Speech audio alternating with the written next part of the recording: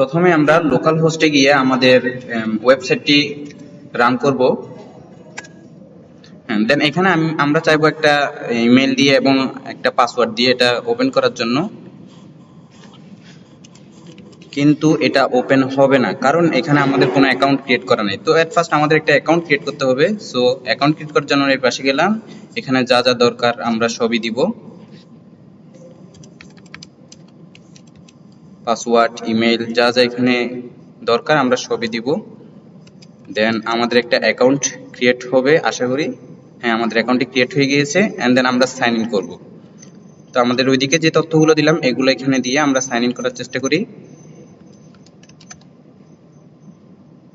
Yes, আমাদের অ্যাকাউন্টটি sign in হয়েছে। এখন এখানে আমাদের কিছু গাইডলাইন দিয়েছে, এগুলো আমরা পড়বো, যার মাধ্যমে আমরা এখান থেকে সেবা নিতে পারবো এই ওয়েবসাইটটি থেকে। অ্যান্ড দেন আমরা কোন ডিপার্টমেন্টে পড়ি সেটা সিলেক্ট করব, এবং এখানে শুধু আমাদের ডিপার্টমেন্ট না, সিএসসি না, এবং বিবিএ, ল, সব ডিপার্টমেন্টই আছে। তো আমরা প্রথমে লতে ঢুকে দেখি এখানে আমরা কোন সেমিস্টারে পড়ি সেটাতে ক্লিক করব। আমরা সেকেন্ড সেমিস্টারে ক্লিক করি।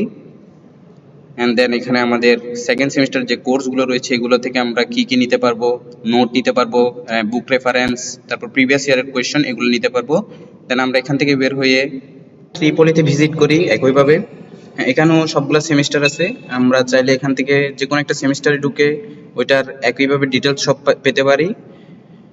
যেমন ফোর্থ সেমিস্টারে ঢুকে আমরা এখানে সাবজেক্টগুলো রয়েছে এগুলোর প্রিভিয়াস কোয়েশ্চন, নোট, বুক রেফারেন্স সবগুলো নিতে পারবো। এবার এখান থেকে বের হয়ে আমরা যদি অন্য একটি ডিপার্টমেন্টে যাই, যেমন সিলেক্ট ডিপার্টমেন্টে গিয়ে বিবিএ ডিপার্টমেন্টে গেলাম, একইভাবে আমরা এখান থেকে ওদের সেমিস্টারগুলো এবং কোন একটা সেমিস্টারে ক্লিক করে সেখান থেকে প্রিভিয়াস কোয়েশ্চন এবং অ্যানাদার যা কিছু রয়েছে সেগুলো নিতে পারবো। যেমন সেকেন্ড সেমিস্টার ঢুকলাম, ওদের যে সাবজেক্টগুলো রয়েছে এগুলার সবগুলো আমরা এখানে পাবো চাইলে। অ্যান্ড দেন আমরা যদি সিএসসি ডিপার্টমেন্টে ঢুকি, অ্যাট লাস্ট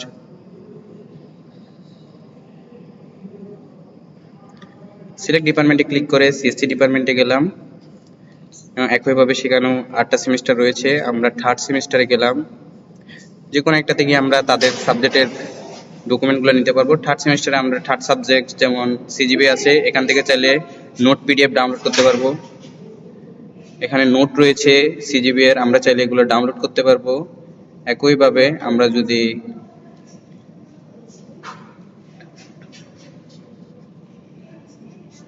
পিডিএফটি এখানে ডাউনলোড হচ্ছে, অ্যান্ড দেন এখান থেকে বের হয়ে আমরা চাইলে প্রশ্ন ব্যাংকও ডাউনলোড করতে পারবো।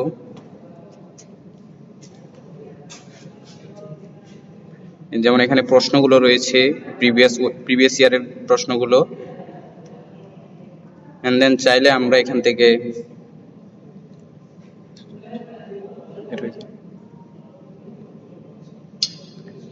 এটার পিডিএফটা ডাউনলোড হয়ে গিয়েছে। একইভাবে আমরা চাইলে যে বই থেকে ছাড়ে পড়িয়েছি সেই বইয়ের বুক রেফারেন্সটাও এখান থেকে পেতে পারি আমরা।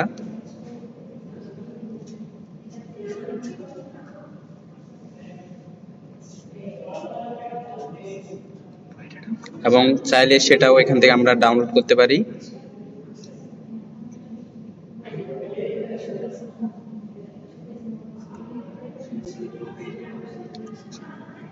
এটাই ছিল আমাদের ওয়েবসাইটের মুখ্য বিষয়। এখন এখানে আরো অনেক ফাংশনালিটি রয়েছে যেগুলো আমরা আপনাদের দেখানোর চেষ্টা করব।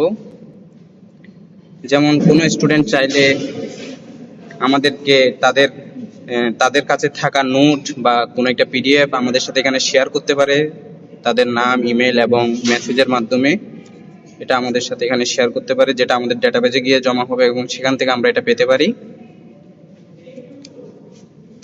যেমন একটা ইমেল এবং একটা এসএমএস কেউ একজন আমাদেরকে পাঠাচ্ছে এবং সাবমিট করে দিলে সেই এসএমএসটি আমাদের ডেটাবেজে গিয়ে জমা হবে এবং আমরা সেটা দেখতে পারবো।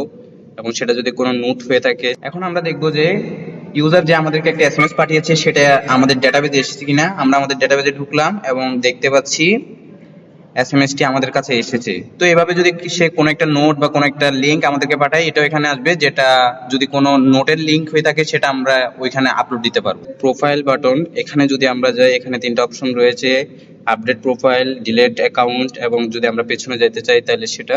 কারণ আমরা চাইলে আমাদের অ্যাকাউন্টটা এখানে গিয়ে আপডেট করতে পারি। যেমন আমি যদি আপডেট করে দেখাই, আমরা চাইলে আমাদের যে ইউজার নেম আছে এটা চেঞ্জ করে দিতে পারি এখানে, এবং যদি নতুন পাসওয়ার্ড সেট করতে চাই তাহলে সেটাও করতে পারি।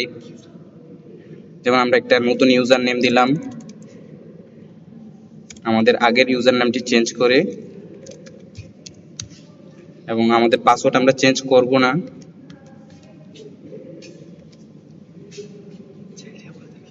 চাইলে পাসওয়ার্ডও চেঞ্জ করা যায়, কিন্তু আমরা করছি না।